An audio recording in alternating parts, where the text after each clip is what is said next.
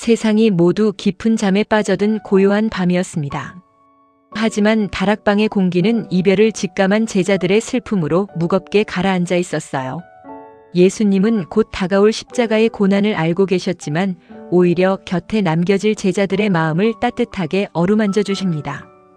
눈물 젖은 제자들의 눈동자를 바라보며 성령님이 오실 것이라는 희망의 씨앗을 심어주셨지요. 하늘을 향해 올리신 그분의 간절한 기도는 어둠을 가르는 따스한 빛이 되었습니다. 가장 캄캄한 밤에 피어난 가장 위대한 사랑의 이야기를 지금부터 시작합니다. 이 밤이 지나면 과연 어떤 아침이 밝아올까요? 성경 말씀이 좋으신 분은 구독과 좋아요로 응원해주세요. 댓글로 오늘의 기도 남겨주세요. 본격적인 이야기 시작합니다. 예루살렘의 낡은 다락방에는 묵직한 침묵이 내려앉아 있었습니다. 희미하게 흔들리는 등불 아래로 제자들의 얼굴에는 깊은 근심과 불안이 그림자처럼 드리워져 있었어요. 그들은 3년이라는 긴 시간 동안 예수님과 모든 것을 함께 했습니다. 기적을 보고 기뻐했고 가르침을 들으며 새로운 세상을 꿈꾸었지요. 그런데 이제 예수님께서 그들의 곁을 떠나야 한다고 말씀하시니 제자들의 마음은 마치 차가운 겨울바람 앞에 선 촛불처럼 위태롭게 흔들렸습니다. 베드로는 고개를 숙인 채 거친 손을 만지작거렸고 요한의 눈동자에는 금방이라도 쏟아질 듯한 눈물이 맺혀 있었습니다. 그 슬픈 눈빛들을 하나하나 따뜻하게 바라보시던 예수님은 너무나도 부드럽고 다정한 목소리로 침묵을 깨셨습니다. 내가 너희에게 이 모든 것을 미리 말해두는 이유가 있단다. 그것은 너희가 앞으로 닥쳐올 어려움 속에서도 믿음을 잃지 않고 넘어지지 않게 하려는 것이란다. 사람들은 너희를 모임에서 쫓아낼 것이고 심지어 너희를 해치면서도 그것이 하나님을 기쁘시게 하는 일이라고 착각할 날이 올 거야. 그들은 나와 아버지를 진정으로 알지 못하기 때문이지. 예수님의 말씀은 너무나 무겁고 두려운 내용이었지만 그분의 목소리에는 제자들을 향한 끝없는 사랑과 안타까움이 배어 있었습니다. 지금은 내가 너희 곁을 떠난다는 사실 때문에 너희의 마음에 슬픔이 가득 차 있구나. 하지만 내 말을 잘 들어보렴. 내가 너희를 떠나는 것이 오히려 너희에게는 더 큰 축복이 될 거란다. 내가 가지 않으면 너희를 도와주실 분이 너희에게 오시지 않을 것이기 때문이야. 내가 하늘로 올라가면 너희를 위로하고 이끌어 주실 성령님을 보내주마. 제자들은 아직 그 말씀의 진짜 의미를 다 이해할 수는 없었습니다. 하지만 떠나시는 순간까지도 남겨질 자신들을 먼저 생각하시고 위로하시는 그 따스한 마음에 조금씩 위안을 얻기 시작했습니다. 성령님께서 오시면 세상 사람들이 죄와 의로움 그리고 심판에 대해 잘못 알고 있던 것들을 분명하게 깨우쳐 주실 거야. 사람들은 나를 믿지 않는 것이 가장 큰 죄라는 것을 알게 될 것이고 내가 아버지께로 돌아가는 것이 참된 의로움이라는 것을 깨닫게 될 거란다. 아직 너희에게 해주고 싶은 말이 산처럼 많이 쌓여 있지만 지금은 너희가 그 모든 것을 감당하기가 벅찰 거야. 하지만 진리의 성령님이 오시면 그분이 너희의 손을 잡고 모든 진리 가운데로 안전하게 안내해 주실 거란다. 그분은 스스로 말씀하시는 것이 아니라 오직 들은 것만을 말씀하시며 앞으로 일어날 일들을 너희에게 친절하게 알려주실 거야. 다락방의 낡은 나무 기둥 사이로 예수님의 다정한 음성이 강물처럼 흘러갔습니다. 그 목소리는 제자들의 얼어붙은 마음을 서서히 녹여주고 있었습니다. 슬픔과 두려움으로 가득했던 공간은 어느새 예수님이 부어주시는 놀라운 평안과 새로운 희망으로 조금씩 채워지고 있었어요. 제자들은 숨을 죽인 채 예수님의 입술에서 흘러나오는 생명의 말씀에 온 마음을 집중했습니다. 예수님의 말씀은 어두운 밤하늘을 밝히는 은은한 달빛처럼 제자들의 지친 영혼을 부드럽게 감싸 안았습니다. 밖에는 서늘한 밤바람이 불어오고 있었지만 다락방 안에는 세상이 줄 수 없는 따스한 온기가 가득 피어나고 있었습니다. 다가올 고난의 시간 앞에서도 예수님은 결코 제자들을 고아처럼 홀로 내버려 두지 않으시겠다는 분명한 약속을 심어주셨습니다. 예수님은 다락방의 창문 너머로 짙게 깔린 밤하늘을 잠시 바라보시더니 다시 제자들을 향해 몸을 돌리셨습니다. 그리고는 더욱 깊고 부드러운 눈빛으로 그들의 얼굴을 마주보며 말씀을 이어가셨습니다. 조금만 지나면 너희는 더 이상 나를 보지 못하게 될 거야. 하지만 또 조금만 지나면 나를 다시 보게 될 거란다. 내가 아버지께로 가기 때문이지. 제자들은 서로의 얼굴을 쳐다보며 어리둥절한 표정을 지었습니다. 조금 있으면 보지 못하고 다시 조금 있으면 보게 된다는 말씀이 도무지 무슨 뜻인지 이해할 수 없었기 때문이에요. 제자들 사이에서 작은 속삭임이 번져나가는 것을 보신 예수님은 그들의 궁금증을 아시고 다정하게 미소를 지으셨습니다. 너희가 내 말의 뜻을 두고 서로 묻고 있구나. 내가 진실로 너희에게 말해줄게. 앞으로 너희는 깊은 슬픔에 빠져 눈물을 흘리며 통곡하게 될 거야. 세상 사람들은 오히려 기뻐하며 즐거워하겠지. 너희는 너무나 큰 슬픔을 겪게 되겠지만 걱정하지 마렴. 너희의 그 깊은 슬픔은 결국 세상에서 가장 큰 기쁨으로 변하게 될 거란다. 예수님은 제자들의 이해를 돕기 위해 아주 따뜻하고 친근한 비유를 들어 설명해 주셨습니다. 마치 아기를 낳는 어머니와 같단다. 산모는 해산할 때가 다가오면 견디기 힘든 고통을 겪으며 힘들어하지. 하지만 예쁜 아기가 세상에 태어나는 순간 어머니는 새 생명을 얻은 벅찬 기쁨 때문에 그동안의 끔찍했던 고통을 하얗게 잊어버리게 된단다. 너희의 지금 마음도 이와 똑같아. 지금 당장은 내가 떠난다는 사실 때문에 가슴이 찢어지듯 슬프겠지만 내가 다시 너희를 찾아가 만나게 될 때 너희의 마음에는 누구도 빼앗을 수 없는 벅찬 기쁨이 넘쳐 흐를 거야. 제자들의 눈망울이 다시 초롱초롱하게 빛나기 시작했습니다. 알 수 없는 두려움에 떨던 그들의 가슴 속에 작은 희망의 불꽃이 타오르기 시작한 것이지요. 그날이 오면 너희는 더 이상 내게 아무것도 묻지 않아도 될 거야. 너희가 내 이름으로 아버지께 무엇이든 간절히 구하면 아버지께서 다 들어주실 것이기 때문이란다. 지금까지는 너희가 내 이름으로 아무것도 구하지 않았지만 이제부터는 구하렴. 그러면 받게 될 것이고 너희의 기쁨이 차고 넘치게 될 거야. 아버지는 너희가 나를 사랑하고 내가 하나님께로부터 왔다는 것을 믿었기 때문에 너희를 끔찍이 사랑하신단다. 이제 다락방을 채우고 있던 무거운 슬픔의 공기는 걷히고 제자들의 마음에는 평안이 찾아왔습니다. 제자들은 마침내 예수님의 말씀을 이해하고 하나둘씩 고개를 끄덕였습니다. 이제야 주님께서 모든 것을 아신다는 것을 확실히 깨달았습니다. 주님은 정말 하나님께로부터 오신 분이십니다. 예수님은 제자들의 믿음 어린 고백을 들으시고 조용히 고개를 끄덕이셨습니다. 하지만 그분의 눈빛에는 여전히 다가올 폭풍을 내다보는 비장함이 담겨 있었습니다. 너희가 이제야 믿느냐? 보아라, 너희가 다 뿔뿔이 흩어져 각자의 집으로 도망치고 나를 혼자 버려둘 때가 오고 있어. 아니, 이미 그 시간이 시작되었단다. 하지만 나는 결코 혼자가 아니야. 아버지께서 나와 함께 계시기 때문이지.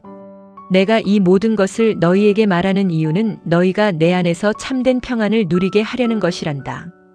이 세상에서는 너희가 고난을 겪을 수밖에 없어. 하지만 용기를 내렴. 내가 세상을 이겼단다. 예수님의 마지막 선언은 다락방의 공기를 진동시킬 만큼 웅장하고 힘이 넘쳤습니다. 다가올 죽음의 그림자 앞에서도 세상을 이겼다고 선언하시는 예수님의 위대한 승리의 약속은 제자들의 가슴에 영원히 지워지지 않을 선명한 인장처럼 깊이 새겨졌습니다. 다락방에서 제자들에게 따뜻한 위로와 승리의 약속을 전하신 예수님은 조용히 시선을 위로 향하셨습니다. 그분의 두 눈은 낡은 다락방의 천장을 넘어 아득히 높은 밤하늘의 별빛 그리고 그 너머에 계신 하나님 아버지를 향해 온전히 집중되어 있었습니다. 제자들은 숨소리조차 내기 어려울 만큼 거룩하고 경건한 분위기에 압도되어 예수님의 모습을 지켜보았습니다. 예수님의 입술이 천천히 열리며 깊은 영혼의 우물에서 길어올린 듯한 기도가 흘러나오기 시작했습니다. 아버지, 이제 마침내 때가 되었습니다. 아들이 아버지를 영광스럽게 할 수 있도록 아들을 영광스럽게 해주세요. 아버지께서는 아들에게 맡겨주신 모든 사람에게 영원한 생명을 주시려고 아들에게 세상 모든 사람을 다스릴 수 있는 권세를 주셨습니다. 영원한 생명이라는 것은 오직 한 분이신 참 하나님을 아는 것과 아버지께서 보내신 예수 그리스도를 깊이 아는 것입니다. 저는 아버지께서 제게 하라고 맡기신 모든 일을 끝까지 완성하여 이 땅에서 아버지를 영광스럽게 해드렸습니다. 그러니 아버지, 세상이 처음 만들어지기 전에 제가 아버지와 함께 누렸던 그 찬란한 영광으로 이제 다시 아버지 곁에서 저를 영광스럽게 해주세요. 예수님의 기도는 너무나도 맑고 투명했습니다. 그 안에는 다가올 십자가의 고통에 대한 두려움보다는 아버지의 뜻을 완전히 이루었다는 평안함이 깃들어 있었습니다. 예수님은 이어서 자신을 믿고 따르며 그 곁을 지켜준 사랑하는 제자들을 위해 기도를 시작하셨습니다. 아버지, 저는 아버지께서 세상에서 선택하여 제게 주신 이 사람들에게 아버지의 이름을 분명하게 보여주었습니다. 이들은 원래 아버지의 사람들이었는데 아버지께서 제게 맡겨주셨고 이들은 아버지의 말씀을 온전히 지켰습니다. 이제 그들은 제가 가진 모든 것이 다 아버지께로부터 왔다는 사실을 확실히 알고 있습니다. 저는 아버지께서 제게 주신 진리의 말씀을 그들에게 고스란히 전해주었고 그들은 그 말씀을 기쁨으로 받아들였습니다. 그들은 제가 아버지께로부터 온 것을 진심으로 믿고 있습니다. 제가 이제 이 사람들을 위해 간절히 기도합니다. 저는 세상을 위해 기도하는 것이 아니라 아버지께서 제게 주신 이 사랑하는 사람들을 위해 기도하고 있습니다. 밤이 깊어가면서 밖의 공기는 점점 차가워졌지만 예수님의 기도는 다락방을 훈훈하게 데우는 따스한 화로 같았습니다. 예수님의 시선은 제자들의 얼굴을 하나하나 어루만지듯 다정했습니다. 저는 이제 곧 세상을 떠나 아버지께로 돌아가지만 이 사람들은 여전히 험한 세상에 남겨져 있어야 합니다.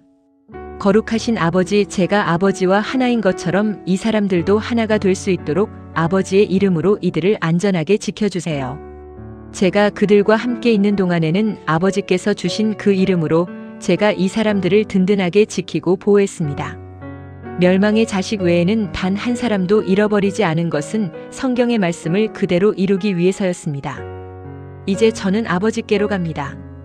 제가 세상에 있으면서 이렇게 간절히 기도하는 것은 제 안에 있는 넘치는 기쁨이 이 사람들의 마음속에도 가득 채워지기를 원하기 때문입니다. 예수님의 기도는 멈추지 않고 계속해서 어두운 밤 공기를 타고 하늘로 올라갔습니다. 세상에 남겨질 제자들을 생각하시는 예수님의 마음에는 애틋한 사랑이 가득 넘쳐 흘렀습니다. 제자들은 자신들을 위해 이토록 간절하게 눈물로 기도하시는 예수님의 모습을 보며 걷잡을 수 없는 감동에 휩싸였습니다. 아버지, 저는 세상 사람들에게 아버지의 말씀을 전해주었습니다. 그런데 세상은 이 사람들을 미워했습니다. 왜냐하면 제가 세상에 속하지 않은 것처럼 이 사람들도 더 이상 세상에 속한 사람들이 아니기 때문입니다. 제가 아버지께 간절히 부탁드리는 것은 이 사람들을 세상에서 데려가 달라는 것이 아닙니다. 다만 악한 자가 이 사람들을 해치지 못하도록 든든한 울타리가 되어 지켜달라는 것입니다. 제가 세상과 다르게 구별된 것처럼 이 사람들도 세상과 다르게 구별된 사람들입니다. 그러니 아버지 진리의 말씀으로 이 사람들을 거룩하게 빚어주세요. 아버지의 말씀은 곧 변하지 않는 진리입니다. 아버지께서 저를 세상에 보내신 것처럼 저도 이 사람들을 세상 한가운데로 보냅니다. 이 사람들을 위해 제가 제 자신을 온전히 거룩하게 바치는 것은 이 사람들도 진리 안에서 참되게 거룩해지기를 바라기 때문입니다. 예수님의 기도는 이제 다락방에 모인 11명의 제자들을 넘어 시공간을 초월하기 시작했습니다. 앞으로 제자들이 전하는 복음을 듣고 예수님을 믿게 될 수많은 미래의 사람들까지 모두 품에 안으시는 광대한 기도였습니다. 아버지, 저는 지금 여기 있는 이 사람들만을 위해 기도하는 것이 아닙니다. 앞으로 이 사람들의 말을 듣고 저를 믿게 될 수많은 모든 사람을 위해서도 기도합니다. 아버지께서 제 안에 계시고 제가 아버지 안에 있는 것처럼 그들도 모두 우리 안에서 하나가 되게 해주세요. 그래서 세상 사람들이 아버지께서 저를 보내셨다는 것을 믿게 해주세요. 아버지께서 제게 주신 그 찬란한 영광을 저도 그들에게 주었습니다. 그것은 우리가 완벽하게 하나인 것처럼 그들도 아름답게 하나가 되게 하려는 것입니다. 예수님의 목소리에는 흔들림 없는 확신과 간절함이 깊게 배어 있었습니다. 제가 그들 안에 있고 아버지께서 제 안에 계시는 것은 그들이 완전히 하나가 되게 하려는 것입니다.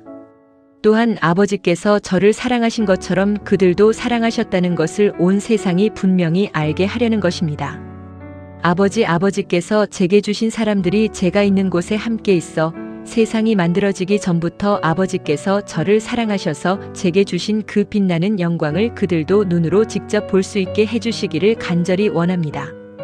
의로우신 아버지, 세상은 아버지를 알지 못했지만 저는 아버지를 깊이 알고 있으며 여기 있는 이 사람들도 아버지께서 저를 보내셨다는 것을 확실히 믿고 있습니다. 저는 그들에게 아버지의 이름을 알게 했고 앞으로도 계속 알게 할 것입니다. 그것은 아버지께서 저를 사랑하신 그 위대한 사랑이 그들 안에 풍성하게 머물고 저 역시 그들 안에 영원히 함께 머물게 하려는 것입니다. 마지막 기도를 마치신 예수님의 얼굴은 세상의 어떤 빛보다도 평안하고 아름답게 빛나고 있었습니다. 제자들의 마음에 드리워졌던 두려움의 안개는 어느덧 완전히 걷히고 영원한 사랑과 보호 아래 있다는 든든한 평안이 자리 잡았습니다. 이 기도를 끝으로 예수님과 제자들은 이제 겟세마네 동산을 향해 발걸음을 옮길 준비를 마쳤습니다. 예수님은 다락방에서의 길고 간절한 기도를 마치신 후 제자들을 이끌고 예루살렘 성 밖으로 걸음을 옮기셨습니다. 서늘한 밤바람이 불어오는 기드론 시내를 건너 그들이 도착한 곳은 올리브 나무가 무성하게 우거진 겟세마네 동산이었어요. 그곳은 평소에도 예수님께서 제자들과 함께 자주 찾아가 기도하며 휴식을 취하시던 아주 익숙하고 평화로운 장소였습니다. 피곤에 지친 제자들은 무거운 눈꺼풀을 이기지 못하고 하나둘씩 꾸벅꾸벅 졸기 시작했습니다. 하지만 평화롭던 동산의 고요함은 오래가지 않았습니다. 저 멀리서 수많은 횃불이 어둠을 가르며 다가오고 있었고 무거운 발걸음 소리와 함께 쇠붙이가 부딪히는 서늘한 소리가 동산의 정적을 깨뜨렸습니다. 놀라 잠에서 깬 제자들의 눈앞에는 로마 군사들과 대제사장이 보낸 경비병들이 칼과 몽둥이를 든 채 험악한 표정으로 서 있었습니다. 그리고 그들의 맨 앞에는 다름 아닌 가룟 유다가 길잡이 노릇을 하며 서 있었지요. 횃불의 붉은 불빛 아래로 배신자의 창백한 얼굴이 일렁였습니다. 모든 일을 이미 알고 계셨던 예수님은 조금도 피하거나 두려워하지 않으시고 늠름한 발걸음으로 군사들 앞으로 나서셨습니다. 너희가 누구를 찾고 있느냐? 군사들 중 누군가가 나사렛 예수요라고 거칠게 대답했습니다. 예수님은 한치의 흔들림도 없는 평온한 목소리로 내가 바로 그 사람이다 라고 대답하셨어요. 그 순간 군사들은 알 수 없는 거대한 권위에 압도되어 뒷걸음질을 치다가 땅에 엎어지고 말았습니다. 예수님은 다시 한번 그들에게 누구를 찾느냐고 물으셨고 그들이 나사렛 예수라고 대답하자 이렇게 말씀하셨습니다. 내가 그 사람이라고 이미 말하지 않았느냐? 너희가 나를 찾는다면 나와 함께 있는 이 사람들은 안전하게 돌아가게 내버려 두어라. 마지막 순간까지도 예수님은 자신의 안위보다 제자들을 지키고 보호하는 일에 온 마음을 다하셨습니다. 예수님이 잡히시는 모습을 보고 격분한 베드로는 허리춤에 차고 있던 칼을 빼어들고 대제사장의 종인 말고의 오른쪽 귀를 내리쳤습니다. 하지만 예수님은 오히려 베드로를 꾸짖으시며 칼을 칼집에 꽂으라고 명령하셨어요. 아버지께서 내게 주신 고난의 잔을 내가 마셔야 하지 않겠느냐? 예수님은 순순히 군사들이 내미는 차가운 밧줄에 두 손을 묶이셨습니다. 군사들은 예수님을 끌고 대제사장에게로 갔습니다. 대제사장은 예수님의 가르침과 제자들에 대해 꼬치꼬치 캐물었지만 예수님은 숨어서 가르친 적이 없으며 모든 것을 성전과 회당에서 공개적으로 말했으니 내 말을 들은 사람들에게 직접 물어보라고 당당하게 맞서셨습니다. 그러자 옆에 서 있던 경비병 하나가 대제사장에게 대드느냐며 뺨을 쳤습니다. 한편 멀찍이 서 따라가던 베드로는 대제사장의 집들 안으로 조심스럽게 들어갔습니다. 숯불을 피워놓고 모여 불을 쬐고 있던 사람들 틈에 베드로도 끼어 앉았습니다. 그때 한 하녀가 당신도 저 사람의 제자가 아니냐고 날카롭게 질문했습니다. 베드로는 소스라치게 놀라며 나는 절대 그를 모른다고 부인했습니다. 두려움에 사로잡힌 베드로의 첫 번째 부인이었습니다. 캄캄한 밤하늘에는 별도 보이지 않았고 차가운 침묵만이 무겁게 주변을 맴돌았습니다. 마치 온 세상이 예수님을 철저하게 등진 것만 같았던 그 춥고 외로운 새벽 예수님의 고난은 이제 막 본격적으로 시작되고 있었습니다. 뜰 안의 공기는 점점 더 차갑게 얼어붙고 있었습니다. 화로에서 타오르는 숯불은 사람들의 얼굴을 붉게 비추었지만 베드로의 마음속 깊은 곳까지 파고든 차가운 공포를 녹여주지는 못했어요. 주변에 서 있던 사람들이 다시 베드로를 향해 의심 가득한 눈초리로 물었습니다. 가만 보니 당신도 분명히 그 사람의 제자 중 한 명이 틀림없소.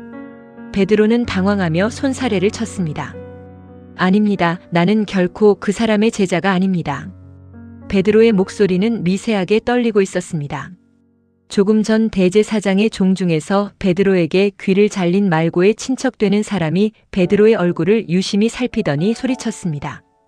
내가 겟세마네 동산에서 당신이 그 사람과 함께 있는 것을 내 두 눈으로 똑똑히 보았소. 베드로는 완전히 공포에 질려 세 번째로 예수님을 강하게 부인했습니다. 나는 정말 그 사람을 알지 못하오. 그가 맹세코 예수님을 모른다고 부인하는 바로 그 순간 날카로운 수탉의 울음소리가 차가운 새벽 공기를 가르며 울려 퍼졌습니다. 닭이 울기 전에 내가 나를 3번 모른다고 할 것이다 라고 말씀하셨던 예수님의 예언이 정확하게 이루어지는 가슴 아픈 순간이었지요. 베드로는 자신의 비겁함과 배신감에 무너져 내렸습니다. 한편 유대 지도자들은 예수님을 밧줄로 꽁꽁 묶은 채 로마의 총독인 빌라도의 관저로 끌고 갔습니다. 명절에 몸을 더럽히지 않으려고 관저 안으로는 들어가지 않은 채 밖에서 사형 판결을 요구했습니다. 빌라도는 밖으로 나와 이 사람이 도대체 무슨 죄를 지었느냐고 물었습니다. 유대인들은 그가 악한 범죄자가 아니라면 우리가 총독님께 넘기지 않았을 것이라고 대답하며 로마의 법으로 십자가에서 처형해 달라고 끈질기게 요구했어요. 빌라도는 다시 관저 안으로 들어가 예수님을 불렀습니다. 내가 정말 유대인의 왕이냐? 빌라도의 날카로운 질문에 예수님은 조용하지만 힘있는 목소리로 대답하셨습니다. 내 나라는 이 세상에 속한 것이 아니다. 만약 내 나라가 이 세상에 속한 것이었다면 내 부하들이 싸워서 내가 유대인들의 손에 넘어가지 않게 막았을 것이다. 내 나라는 이곳에 속한 것이 결코 아니다. 빌라도는 고개를 갸웃거리며 다시 물었습니다. 그렇다면 내가 왕이라는 말이냐? 예수님은 빌라도의 눈을 깊이 바라보시며 말씀하셨습니다. 내가 말한 대로 나는 왕이다. 나는 오직 진리를 증언하기 위해 태어났고 진리를 세상에 알리기 위해 이 땅에 왔다. 진리에 속한 사람은 누구나 내 목소리를 알아듣는다. 빌라도는 진리가 무엇이냐고 중얼거리며 밖으로 나갔습니다. 빌라도는 군중을 향해 나는 이 사람에게서 아무런 죄도 찾지 못했다고 선언했습니다. 그리고 6월절 명절에는 죄수 1명을 풀어주는 관습이 있으니 이 유대인의 왕을 놓아주는 것이 어떻겠냐고 제안했어요. 그러자 군중은 거칠게 소리치며 반대했습니다. 안 됩니다. 그 사람이 아니라 바라바를 놓아주시오. 바라바는 무서운 강도였습니다. 예수님은 이처럼 가장 사랑했던 제자에게 배신당하시고 무지한 군중들의 조롱을 받으시며 홀로 십자가의 길을 걸어가고 계셨습니다.